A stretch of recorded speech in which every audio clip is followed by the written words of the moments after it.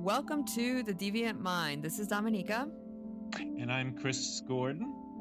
And this is episode 11. And today's going to be a special episode because we are still in the, what I now know how to pronounce, Alex Murdaugh case, that he is actually right now on the stand. And if you haven't listened to our episode on Alex Murdaugh, I believe it is episode 8. Definitely go and listen to it for the whole case because it's a wild case. And today's episode is going to be about the trial itself and the new stuff that has come out, the defense's defense, and the prosecution, the kind of case they have laid out. And Chris has been glued to the screen watching it. I've seen excerpts and I've been watching the Tinker Tape because I have to say he talks so slow because he actually is on the stand right now that it was driving me crazy. So I'm surprised the prosecution has yet to ask him how Alex becomes Alec. Exactly. I'm like, that to me, I don't understand it. I'm like, is that one of those things that like when you're a famous law family from 1910, you can't have with a regular name like Alex? It has to be special. I think it's also, what's funny is his first name is actually Richard. Alex is his middle name. So I'm sure he doesn't want to go by Dick Murdaugh. Oh my gosh. That would not be. Oh my God. So in any case, there's also a brand new documentary that has come out on this case on Netflix, which I have started watching. And one of the first things, now this case, what the defense is claiming is that Paul and Maggie were killed because Paul was the one who was targeted because there was the drowning of a girl that we had spoken about in this episode. And he said that his son was getting death threats. So that is the defense's entire, this could be another person who did it. Right. This somehow vigilante who wanted to take out Paul because he had killed this girl while he was drinking, which, by the way, in the documentary, it was insane. All the young people that were on the boat that night, they spoke about the fact that this family gave underage kids just alcohol all the time. Have a beer, have a whiskey. There's all these videos and photos of the kids drinking with this family. And it really seemed that Paul had like a serious alcohol problem. From everything that his friends said, that he just became a completely different person. And what I also found fascinating, and it was his girlfriend was talking about the fact that the only person that he was really close to was Miss Gloria. Gloria, who was killed on the stairs that the father stole the money from the family over. So it was interesting because even the girlfriend said that the mother, Maggie, much preferred Buster to Paul. And now, of course, this is neither here nor there in their murder case. However, that's what the defense is using as who else could have killed Mother and Paul, Maggie and Paul. And they're saying it's this vigilante. I think the reason why Paul became such a binge drinker was to really mask, as we also discussed in the last episode, from the fact, and actually Alec mentioned it on the stand, that every time Maggie was pregnant with their boys, she had a really intense pregnancy, like she was in a lot of pain throughout the whole time. The second time she gives birth to Paul, she suffers from postpartum depression, and it's believed that she didn't pay as much attention to Paul growing up, which is why he gravitated towards Gloria. And Gloria wound up really being more of his caretaker than his actual mom. The whole thing. So Alex on the stand alludes to the issues, but then Gloria had found, which is also in the documentary, a bag of his pills, of Murdoch's pills under the bed. And there's actually, this is interesting, a voice message from Paul to his father. And it says basically, he wrote, quote, "Mom found several bags of pills in your computer bag." So word has it that Gloria brought that to first to Paul's attention, and then maybe Maggie's, and there was this whole thing. What is going on? And apparently Maggie had addressed it with Alec, and that could be the motive for having her killed. Which would make sense. But Gloria, I thought she had died because this was, of course, all of this happened several years ago. It's taken this long for them to finally narrow in on him. And let me see, because when did she die? The steps. I'm looking. Yeah, she died on the steps. Yeah, she apparently tripped over a dog and fell backwards. They tried to help her up, but she fell again. But she fell again. And then during the 911 call, the operator keeps asking questions, at which point Maggie says, "Why are you asking so many questions?" Like, she gets really angry on the call. And it's like, we're sending someone over. Like, Maggie's basically like, just stop. She's dead. She's like bleeding. We don't know what's going on. And she's very matter of fact. This woman has been their housekeeper and everything for years. Like 20 years, exactly. Part of the family. And the call is so nonchalant. And just, you can tell in Maggie's voice, it's like it's not caring. So, yeah, it's a double-edged sword. She dies. He gets the insurance money. It builds up with the interest and everything to $4.3 million. The kids never get it. And then it shuts up. Who's going to tell about the drugs? Right. Paul kept trying to get him to detox. It was actually Paul who would say, let's go hunting. Like, you have to detox. What I initially thought was like a red herring. Oh, the opioids, because suddenly we're hearing about the opioids. He can't do opioids for 20 years, be an effective lawyer. But then there are some clues that he actually was into opioids. There's a phone call with his brother where he's asking him to wire an inmate $60. He says, I've been exercising, my shoulder hurts, my knee really hurts. And instead of saying I need it for Oxy that this fellow inmate has, he says something about like, he's going to give me his canteen for the week. It was like code. And I see. And his brother's like, okay. And you're not allowed to do that. If I'm in jail, you could, and we know one another, we're family, you could send money to me, but you're not allowed to send money to any other inmate. Oh, that's interesting. And so was this something that came out in the trial then? No, a lot of the phone calls, I believe, that he's made since being in jail to Buster, to his brothers, for some reason, I believe, have been totally omitted from this trial. And let's keep in mind, this is a really long trial. Yeah, it's been 4 weeks. And you know what else? Actually, I was reading that originally, this trial is only for him on the murder of his wife and son. It doesn't include any of the financial missteps. And initially, because they said that the two were not connected, that the judge said that the prosecution was not allowed to bring them into this case. Ever, they opened up the floodgates by essentially the defense opened up with a video that was of him trying to show character. They had a huge misstep because the moment that they put in a video about his good character, then that left the prosecution open, bring in all of the financial malfeasance he had done. And so that was one of those things that the jurors were not supposed to know about. And now it's been gone through. The judge has been going through all of the motions that the prosecution has found, and he's actually let them bring in the fact that he stole the money from the housekeeper's family and that he stole money from his law partners. They actually had his best friend and law partner on the stand talking about how they had won a case and they were supposed to split I think it was like $850,000. And he's, you know what, make it out to me, not my law firm.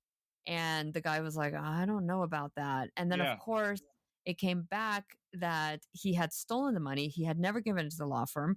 So he finally wrote a check to the guy for, I don't know, $700,000. Yeah. And then he's like, hey, could I borrow 192,000? We have a chip for this. And this guy was on the stand being like, I love this guy. I had been friends with this guy for 30 years and I still love this guy, but like he never paid me back $190,000. Yeah.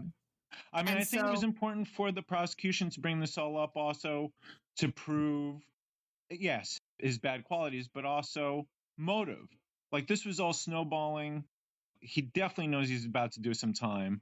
So it is helpful, especially when you step back, a lot of the prosecution is running on circumstantial evidence, with the exception of the three, what I consider the big three is the SLED interrogation, and the cell phone and GPS data. And then there are bits of evidence. I think something that everyone skips over is the fact that they found gun residue on that blue all over raincoat. him. Yeah, his clothes. The whole raincoat is like a whole thing, right? So there's always been an issue of where are the clothes that you were wearing and why are there no drops of blood on the clothes? And why is there gun residue all over you, all over your car, and all over the inside of the raincoat? Yeah.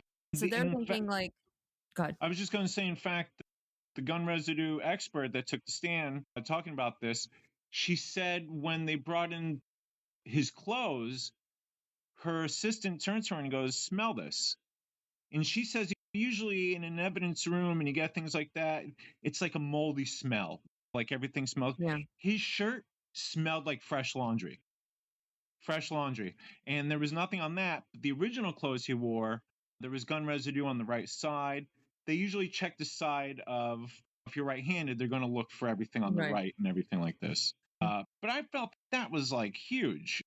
You can't get out of that one if there is gun residue.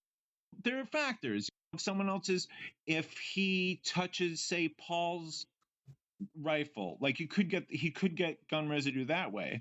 But here's the thing, and this was actually something that the prosecution brought up, is he claimed he touched Paul's body.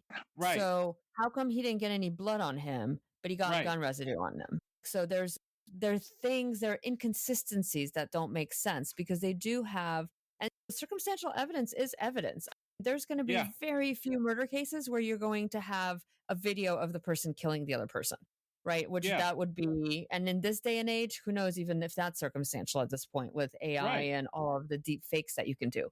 Of the time, people are actually prosecuted with circumstantial evidence. 100%. And for him, and as we were talking about, as we were having all of our technical problems, is that he took the stand in the last 2 days. And I think he, at least in the eyes of me, if I was in the jury, he just screwed himself because he essentially said that he was in fact in the kennel with the dogs like 4 or 5 minutes before his family was killed. And now the prosecutor is essentially completely taking him apart because they have all of this video evidence of him lying to the police over and over again. And his story doesn't even make sense with his cell phone data, which is interesting because in our original episode, which is, by the way, episode 8, was that it was reported that he had cleared all of the data off his phone. However, they don't have GPS data, but they have like steps data and they have movement of the phone. So I don't know how, like, what the difference is between GPS data and the other like steps data, but it shows the phone moving around. And again, he claims that they were alive. The chicken is the defense. Did you hear that? Yeah. So supposedly, clearly his defense team didn't want him to do it. And they're like, okay, go ahead and do it. I feel he wanted to get up there and prove that he was a family guy, that he knows he screwed up. He's trying to play himself off. Hey, like, I've done a lot of bad things, but I never would do that. And what I've noticed is when he's sad and shows sadness for what happened to Maggie and Paul, he refers to them as Mags and Pawpaw. But when he's asked by prosecution or anyone else, what happened when Maggie got home to time, blah, blah. He'll refer to them by their names, Paul and Maggie. So it's really interesting. And he's looking at the jury a lot. He's making a lot of jury eye contact, trying to get this pity from them. And Which is it was essentially such a mistake for him. I think so too, because that was actually what the prosecution was saying was his motive, that he was about to get caught on all of the financial malfeasance. And he decided that he was going to kill his wife and son to essentially create pity for himself, which is what happened. Like all of a sudden, his law firm stopped asking him about where the money was because his family had just been murdered. And so there becomes like the shroud of, he can't deal with that right now. We're gonna let that off right now. Right. So that is actually what the prosecution is trying to prove was the motive, that this was a way to get rid of the Paul problem, which the Paul problem is that he had killed a girl on his boat. Yep. And the family was suing them and they didn't have the money for the trial. Right. And then his wife had found out about his drugs, and it sounded like it sounds from the trial like she was planning to leave him, because she said that when he was trying to get her over to there that night, he said he sounded shady. Now, when you say that, when her sister took the stand, he said that Maggie called her and said, Alex wants me to come over tonight. And also her sister said that she was in the process of looking for another house, which is interesting. But he wants me to come over. And she was like, are you sure? And then Maggie's, his dad, they're on their way out and he wants me over there for support or whatever. So then her sister was like, okay, you should go. And she has so much regret, obviously, for telling her sister to go ahead. Yeah. And then that's the last time she speaks to her. But that is really concerning. Like all of a sudden, they're not living together, and then all of a sudden it's like, let's come over. And in terms of the protecting himself, he just keeps doubling down. As much distraction as he can get, the better. It starts with his dad passing away. He's in critical condition or terminal. He's terminal, which he wasn't, but he used the term terminal. That happens, sympathy. His wife and son are murdered, sympathy. That's not enough. He's got to fake his own death. Yeah.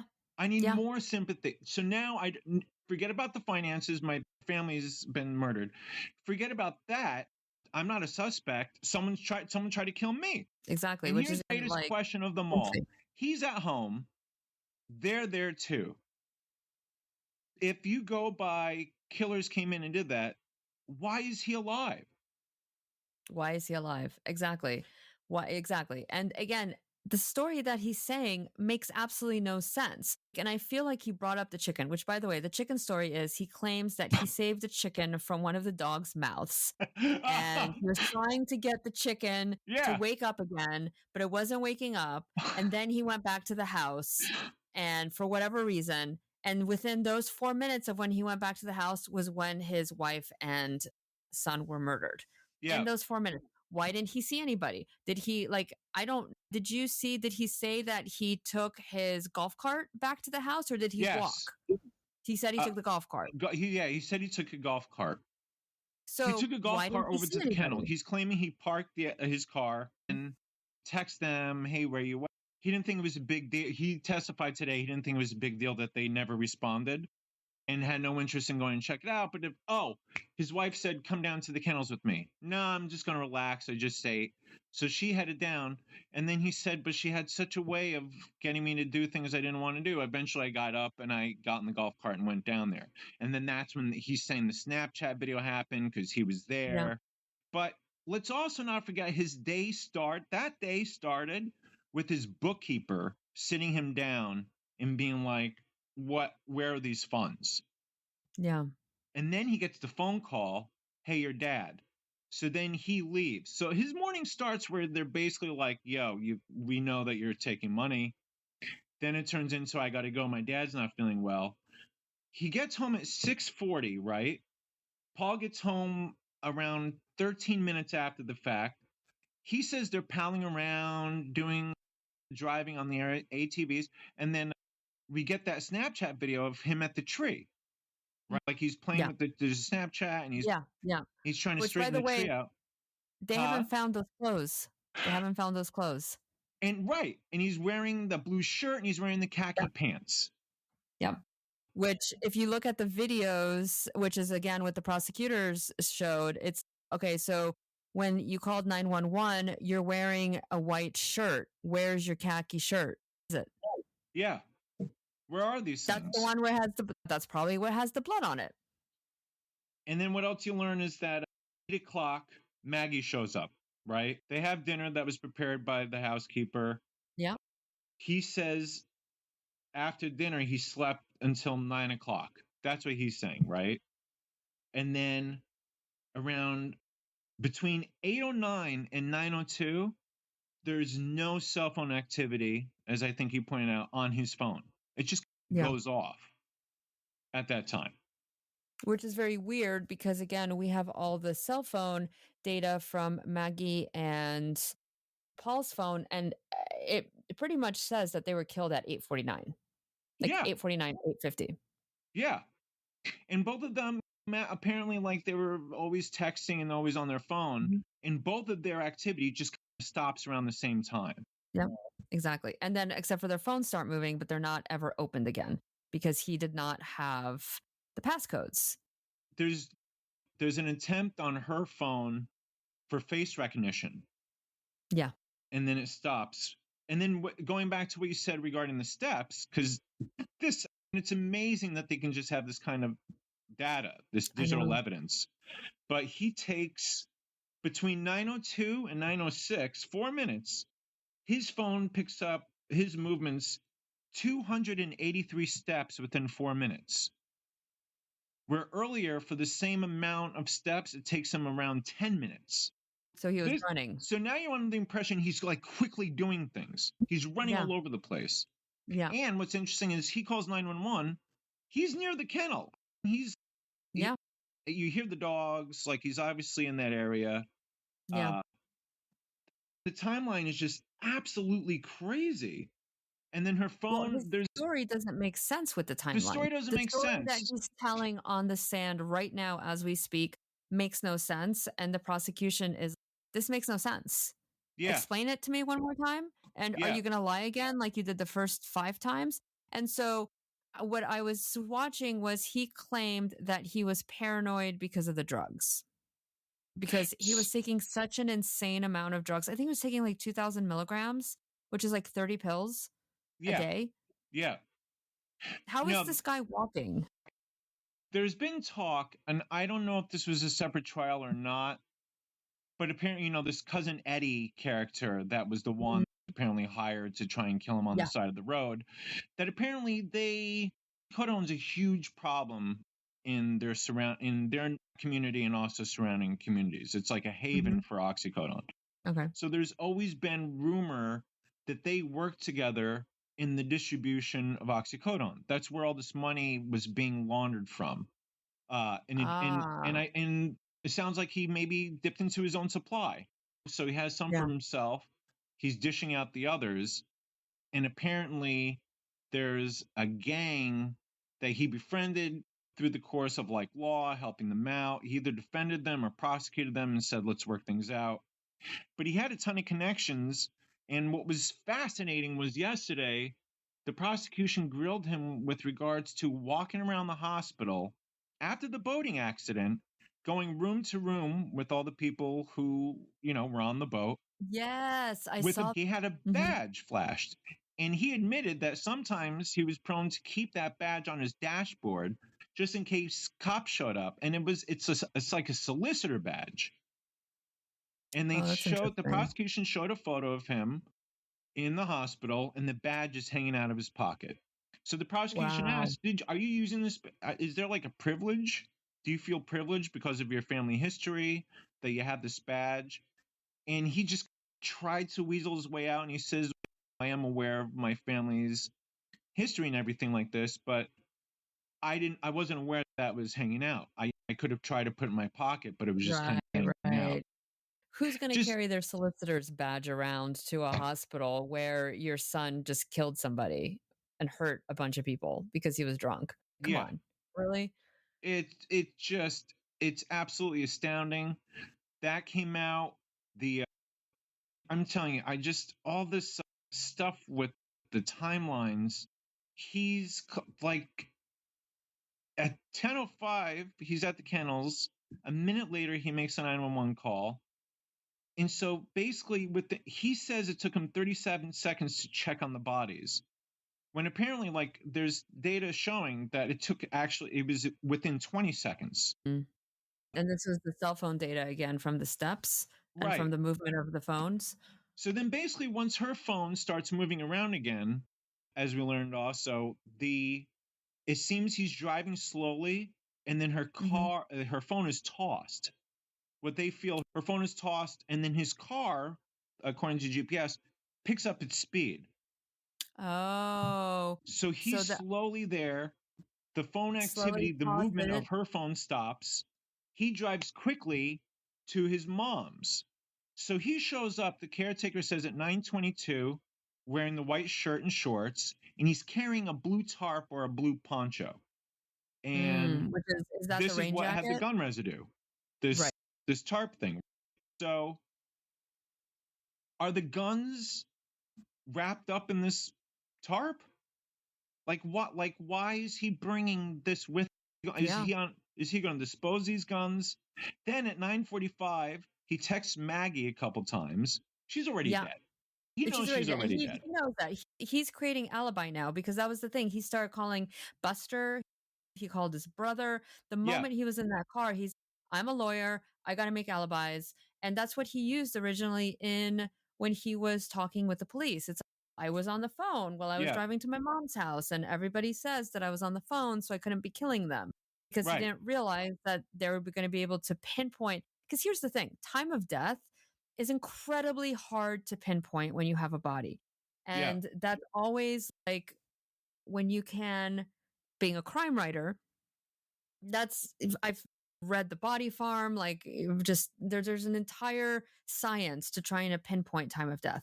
The fact that we have cell phone data pinpointing their time of death at 8:49, it's just so exact that you typically don't have that exact amount of information for when somebody has been killed. So I think, as you said at the beginning of this, the cell phone data and the fact that he took the stand and said he was actually 4 minutes from, he was in the place of death. Like, he was with them when they died. 4 minutes? 4 minutes is nothing. Like, nothing. There's no, I think he screwed himself by taking the stand, because by the time you put together all of the GPS, the phone data, the phone movements, you can actually see the timeline of what happened, which is what we talked about in that episode. And it's the creepiest thing, because you're like, oh my God, I'm seeing this murder like almost live through this technology that we have now. And I guess because he had always gotten away with it before, he didn't think of it. He did not think of the cell phone data, of the GPS data. And we all know that we have GPS in our cars, but we don't think that the GPS is going to show how we're slowing down, ready to toss the phone, and then speeding back up again. Or on this trial, it'd be like, oh, so the GPS car data is doing this, and all of a sudden that phone, it's like matching up. So it tells a story, and it's so fascinating to me. It's fascinating to me too, and I think what was great, I hope the jury picked up on it, but prosecution quickly yesterday threw in, well, you've done many cases. You do wrongful deaths, vehicles. You're familiar with GPS technology and online. And Murdaugh, and they just moved on. It's like, you knew that your movements would have been tracked. You clearly were in such a state, right? That that all goes out the window. State. Yeah, exactly. Because you were in a state. And whether he was on that, go ahead. No, you got. No, I was going to say, the other thing is, if he was actually on 2,000 milligrams of oxy, on top of all the adrenaline that would happen from killing your wife and child, all of that knowledge could go out the window, and you make stupid mistakes that are going to get you caught. I got to say, he keeps saying he was paranoid. The pills made him paranoid. That's cocaine. Oxycodone makes you like drowsy. Heroin, like It's heroin on synthetic heroin. steroids. It's Yeah, synthetic heroin. I don't remember any stories of John Coltrane being so paranoid he couldn't get on stage and play right. saxophone or. Yeah.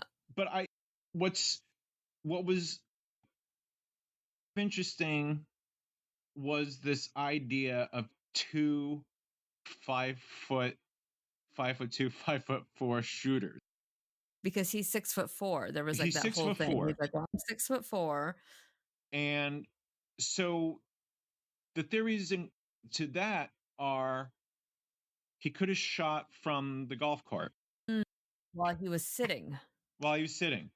Then the other Right. idea is he got out around, they're saying around 8:49.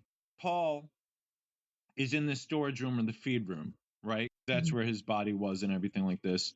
They also feel like he could have held the shotgun waist level because he's so used to shooting. Oh, guns my whole Right. life.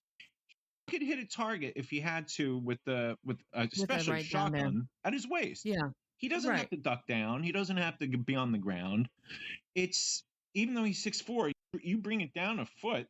Now you're at 5-foot shot. Yeah. Exactly.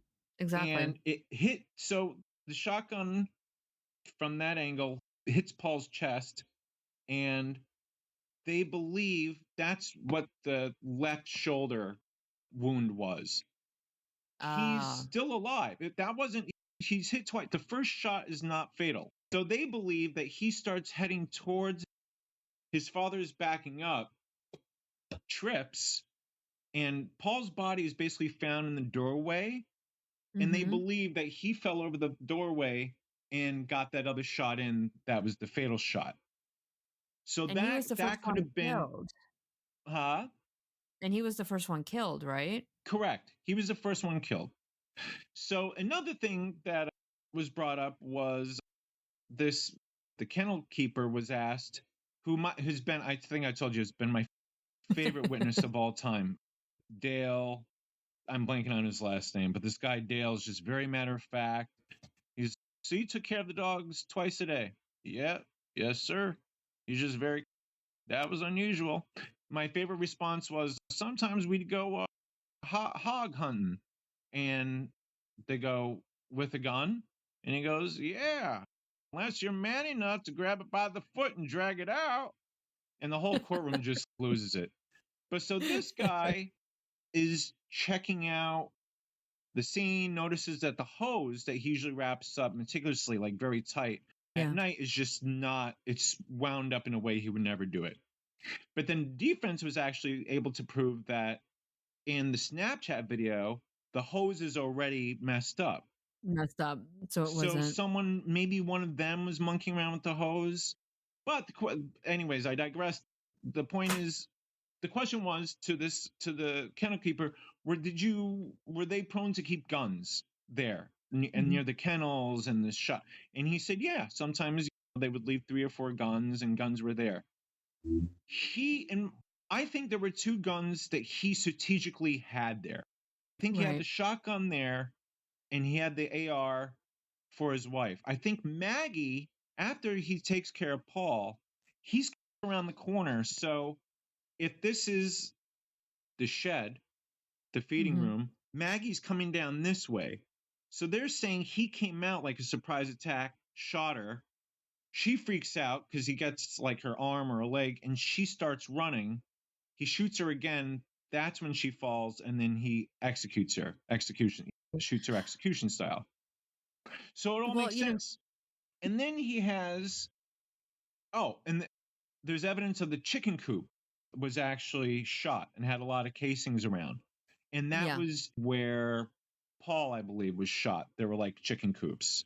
I see. So Hence then the chicken story. There's the chicken defense. But so by 8:53, that's when Maggie's phone starts picking up the movement again. And there are orientation changes that they notice in her phone. That's right. And then we get the steps. Like he's leading us to believe like he's frantically trying to figure all this stuff out, or maybe he already knew. There's also this theory he laid out the tarp or the jacket, put all the guns in there, was able to bring Yeah, everything we in, figured clean out. up. Because here's the thing, as you were talking, what occurred to me, if he killed Paul first and he didn't, and he is obviously an expert shot, these people seem to be hunting all the time. Yeah, What if the theory is that, and I don't know if he would have had, his wife probably would have never agreed to this, but what if he had shot Paul in the shoulder, only planning to wound him? Because again, if you go for the vigilante angle, yeah, then you could have, look, somebody shot me from the woods, he hit my shoulder, but he didn't kill me, or he didn't kill his son. But then, because as you said, Paul started coming towards him and he tripped, and if he killed his son, then a mother would go hysterical if all of a sudden the son is dead versus just wounded, yeah, and him being so like, oh my God, what I just did, shoots her because yeah, she's now a witness to him killing the son. absolutely. Because again, like if he was thinking he was going to kill, again, the prosecution's case is that he killed for sympathy, then why can't he just wound for sympathy and everything goes wrong? Like he did to himself. Yeah, like he did to himself. Exactly. Although it sounded like he actually wanted to die. Like it sounded like he wanted to commit suicide to get that money for his, like maybe he was like, I've already killed my one kid, I've already killed my wife, I'm going to get caught. All this financial malfeasance is just coming out. So I'm just going to commit suicide, but I can't because I need the insurance money for Buster. So I'm Yeah. going to get this guy to do it. Like I actually think he was trying to commit suicide there. So then here comes the great question to that I heard a lawyer ask. After that, why not try again? If you really Because are yeah, because here's my biggest question that was from the last episode.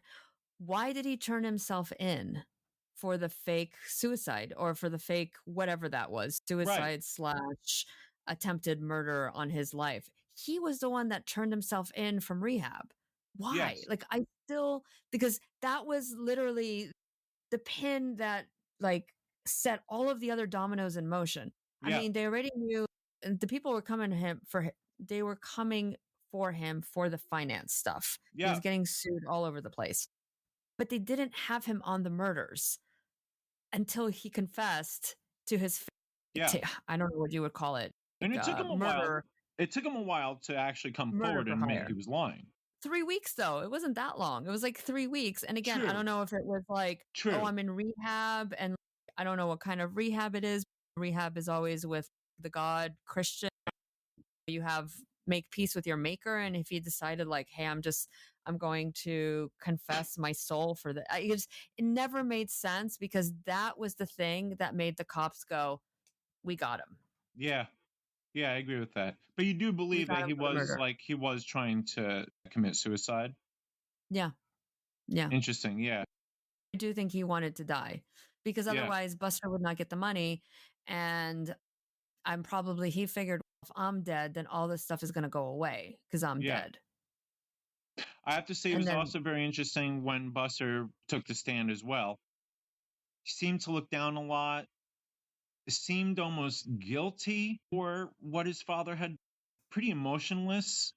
And I got the sense like the defense really wanted him to show how much he loved his family and how his father would never do this. But he just didn't have the chutzpah. There was no like gung ho, oh my God, my family. He would never do something. It was all very, no, like just single word answers and sheepish. And I got the feeling like he didn't want to take the stand, but he did. And even while they'll cut to him while he's watching his father testify, and when he's crying about Mags and Papa, he's emotionless, yeah, which also leads me to believe like perhaps he knew something, like he must have known something. yeah, It's weird that he's not one of the first people to be called. It's his brothers. It's 911. yeah. It's It's not until not way this time. later. Yeah, being like, oh, this is a loving father, he would never do this. Which, by the way, did you see the performance that Alex Murdaugh did on that, when the defense was asking if he killed his, he was so shifty eyed, like he shifted his eyes towards the jury. Then he'd Yes. shift his eye toward his defense attorney. But like it did not look sincere. And then he started like essentially breaking apart. Yeah. But and like almost being like, I would never, no, Yeah. I would never kill him. And you're like, I totally don't believe you. Your body language is so weird. His body language has It been was, so weird throughout this whole thing. And yeah. that's another reason why I think that SLED interview is just that. And also the first time he gets in the cop car when he's in the front seat. Those Yeah. two videos are so telling. He has a lot of arm folding and groin protection. And they say with body language, say that when you're protecting your groin, it's like you're trying to save yourself. It's like comforting. The rocking back and forth, which he does a lot, is comforting. Which is comforting. He's just trying to soothe himself. And in the cop car, when he's talking, a lot of the time his body's turned away from the cop that's to his left, the driver's seat. And in fact, when you see his attorney or whomever it is in the back seat reach over and put his hand on his shoulder, he has to reach diagonally. It's not like he's straight forward. He's kind of moving himself away from it all. And he does seem he's doing like a lot of teeth grinding on the stand. Yeah, which I mean, I guess would make sense if he's an addict, and especially for that kind of addiction, especially for that amount of pills he was doing for 20 years. I just don't see how he would have been. He must be going through withdrawals. Listen, I don't know how this guy is not gonna, if I was on that jury, he'd be guilty within a second. But because, as we talked about before, that the jury was from that town, they didn't move this trial elsewhere. So I don't know if his family name is going to save him. But just from everything that the police have and the fact that he admitted that he was at the scene of the crime, he was at the scene of the crime 4 minutes before they died. I don't know how you do not indict this guy. Yeah, how do you miss that? Yeah. I do think, unfortunately, a lot of the time that the prosecution spent on the financial stuff, they say it bored the jury. Like, didn't get the significance of it. It's all leading up to this is the motive. But at this point, I think defense is just praying for a hung jury. They'll try it again, of course, but didn't you say that they tried to go for a mistrial? Yeah. So initially, 2 jury members came down with COVID. They're like, there's no way we can do this, judge. I think we should have a mistrial. And the judge was like, we have alternative jurors. Don't worry about it. Yeah. My concern is, will this jury go home over the weekend and watch Netflix? Right. That judge, the defense, did you hear about the tweet during this trial? No, I did not. So one of the defense attorneys took to Twitter and responded to someone about the case and said something with regards to the prosecution. I'm blanking on what exactly it was, but it was very controversial to the point where the judge was like, I know that you tweeted, like, you cannot do that. Everyone you can't do that. So he got reprimanded, but it just kind of, I think it just flew by. It just became a win. It's a slap on the wrist. Don't do that. But it's out there. You can look on Twitter like this. He tweeted something with regards to this case, which is just. You're not supposed to do. Wild times, man. Again, I was reading Facebook and people were like, I just went down there for 2 days. I don't want to miss. This is like OJ all over again. I'm just like, oh my goodness. Hopefully that is not going to be the same outcome. So far, the state has spent over $1 million on this case. So another thing that's interesting is while this case is going on, there is photographic evidence out there of Alex's brother in Vegas with Buster. And apparently these guys have been gambling in an effort to get more money for this case and other things. What? This is further confirmed by Alex's phone conversations from jail with Buster, where it's like, how'd you do? No, we made about, and it's coded. Oh my God, that's crazy. They're like, so we don't got any money, so we're going to go to Vegas and do some gambling to pay for this trial of you. Oh my God. But what was really damning Wow. today was the whole you lied. Or no, actually, it was yesterday. And Alex is, yeah, I couldn't stop lying. Like when I started Yeah. with the finances, I couldn't stop lying. It was a tangled web that I weaved. No. But so he just admitted he could keep lying. Right. Yep. That's how can you possibly believe anything he says at this point? He's lied, and they're showing this is you lied here. Why did you lie? I freaked out. I panicked. I don't trust these that was he tried to essentially throw the investigators like the fact that they had misinvestigated the boat accident. He's they're against my family, so I don't trust them. Again, he's just throwing things to see if it's going to stick because he just keeps lying and lying. So the fact that he admitted that he was there, to me, that's like a nail on the coffin. He was at the scene of the crime at the time they died. I think that plus the circumstantial evidence, as you said earlier at one point, that's enough. Like, I believe they've already proven the motive. You have a lot of witness testimonies. Maggie saying he was weird after it happened. It was weird that he invited her over. You have friends saying, yeah, with the guns, and they were always shooting, and all he wanted was the money. He was like a weird guy. And then I believe it's enough without having to actually find the guns or it's enough evidence. In other words, I feel. I think I have enough to, even if they haven't been able to find the blood splatter. Right. They have the technology, they have the GPS, they have the phone movements. Like, and they have him admitting he was there 4 minutes before they were killed. That admittance is like, to me, admittance of guilt. For whatever reason, however he shot them, whether it was premeditated or if it was, he was going to just wound him and then he screwed up, killed him. And then he's like, shit, I got to kill my wife because she's going to probably tell on me. For whatever happened, he did it. Like, and then everything else has just rolled down the shit pile from then on end. I still can't get over that cell phone evidence. It's just, when I found it, when I was researching, was like, this is just chilling. And the fact that this is, I think, what's making this case, because you can see what the story is from the phone. There have been several times throughout this trial where there are gasps and like oohs and stuff. And that was one of them when the GPS cell phone guy got up there with all that stuff. I mean, you could hear a pin drop and then they were like, oh, like really close. Yeah. There it is. It is.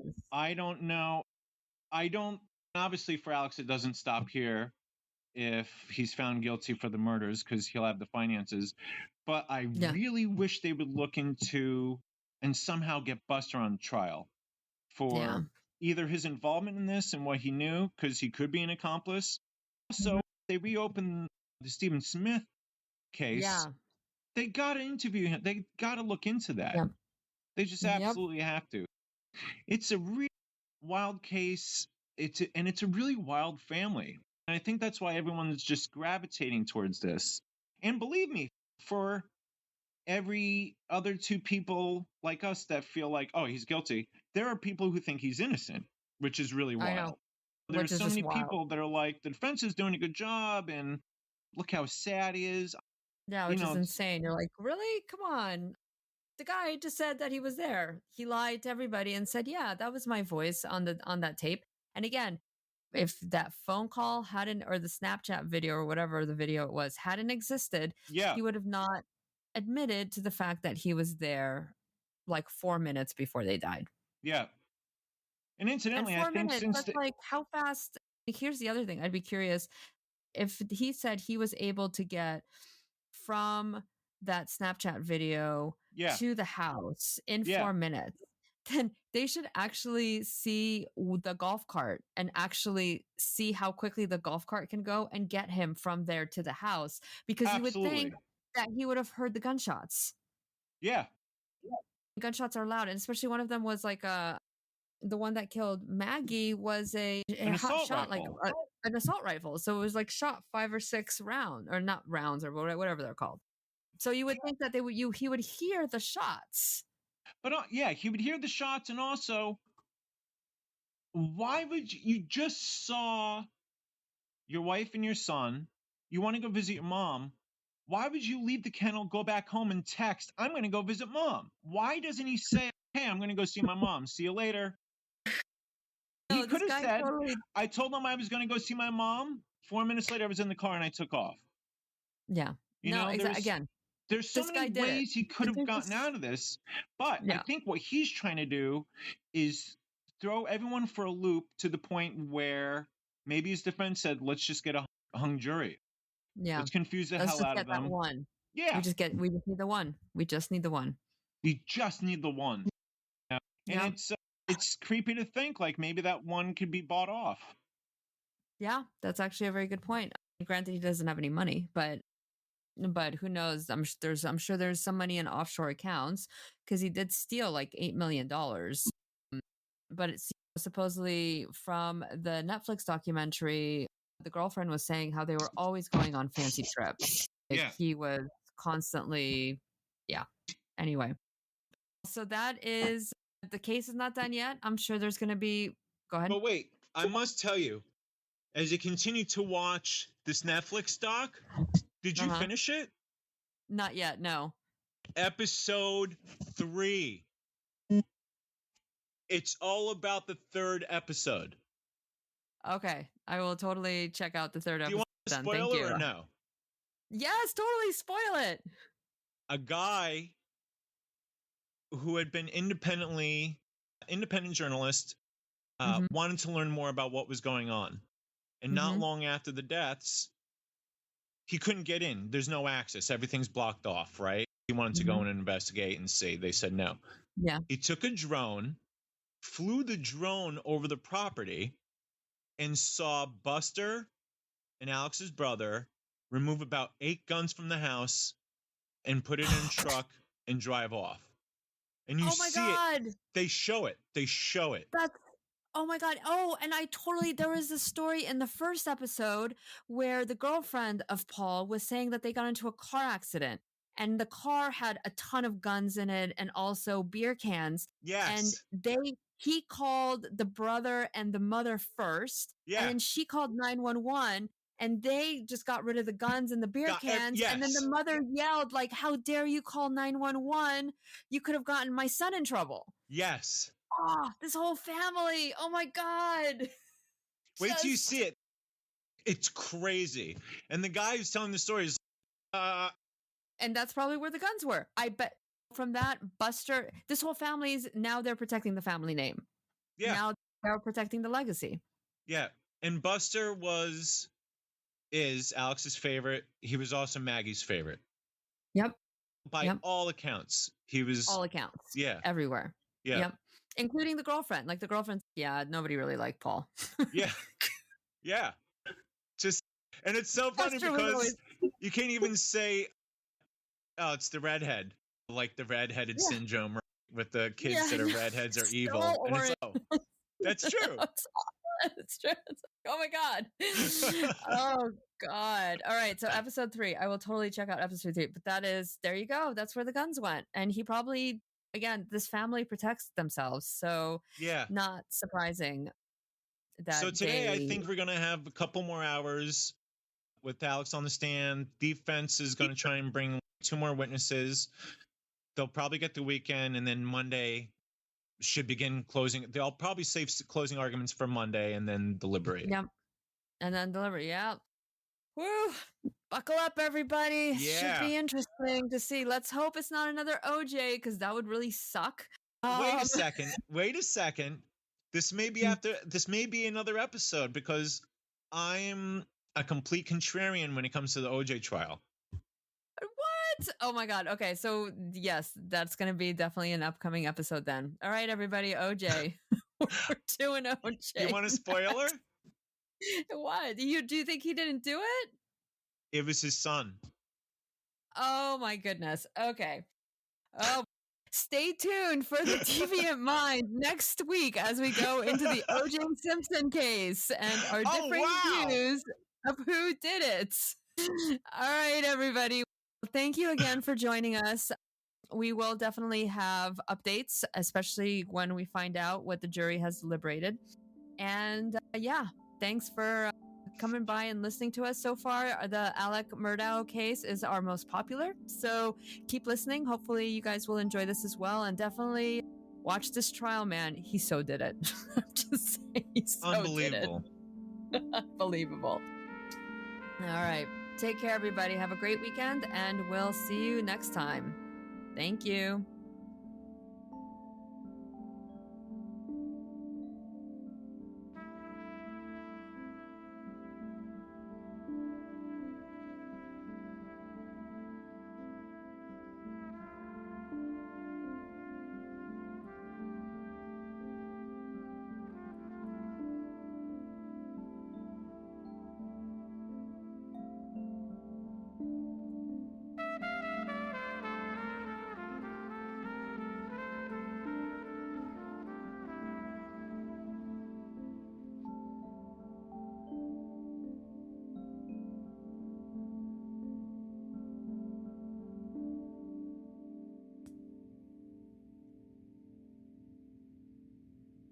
This episode was sponsored by The Creek Killer, Book 1 in the Harriet Harper thriller series written by me, Dominika Best. What would you do if you read The Police Found Your Body in a Creek? Find out in The Creek Killer, available on Amazon. Thank you for joining me and listening to this episode. If you like my show, please give me a rating and review. It helps other listeners find this podcast. Follow Dominika Best Presents The Deviant Mind wherever you listen to your podcasts. Visit thebeststorytellingnetwork.com, where you'll find show notes, my books, links to social media, and much more. Join my Patreon for special subscriber perks, like 2 extra exclusive episodes a month and a Q&A with me at patreon.com/The Deviant Mind Podcast. Until next time.